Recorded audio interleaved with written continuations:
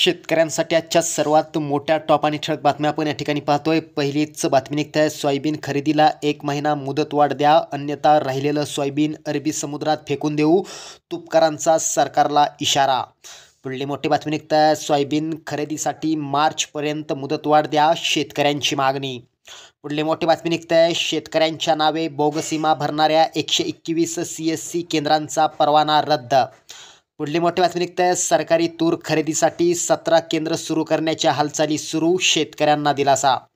पुढली मोठी बातमी निघत आहे, कापूस पिशव्यांची दुप्पट भावाने खरेदी, नाना पटोले यांचा धनंजय मुंडेंवर आरोप, चौकशीची मागणी. पुढली मोठी बातमी निघत आहे, 10 लाख लाडक्या बहिणींच्या नावावरील 4 चाकीची पडताळणी सुरू, खोटी माहिती दिल्यास कारवाई. पुढली मोठी बातमी निघत आहे, सरकारने पुणे जिल्ह्यातील दूध उत्पादक शेतकऱ्यांना जाहीर केलेले जुलै ते सप्टेंबर या 3 महिन्यांचे अनुदान 11 कोटी रुपये थकवले. पुढली मोठी बातमी निघत आहे, अमरावतीमध्ये शेतकऱ्यांच्या प्रश्नावर ठाकरे गटाचे शिवसैनिक आक्रमक, दादा भुसे यांची गाडी अडवली. पुढली मोठी बातमी निघत आहे, महाराष्ट्रातील कांद्यावरील 20% निर्यात शुल्क तातडीनं माफ करण्यासाठी केंद्र शासनाकडे आग्रह धरावा, अशी मागणी आमदार छगन भुजबळ यांनी मुख्यमंत्री देवेंद्र फडणवीस यांच्याकडे पत्राद्वारे केली आहे.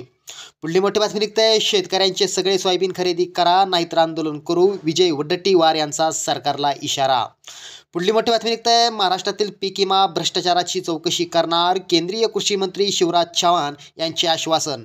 पुढली मोठी बातमी निघत आहे, ई नामवर 10 शेतमालाचा करण्यात आला समावेश, तसंच पीक विमा निधी वितरणास मान्यता, केंद्रीय कृषी मंत्रालयाचा निर्णय, शेतकऱ्यांना दिलासा. शेतकऱ्यांसाठी या होत्या सर्वात मोठ्या टॉप आणि ठळक बातम्या. धन्यवाद.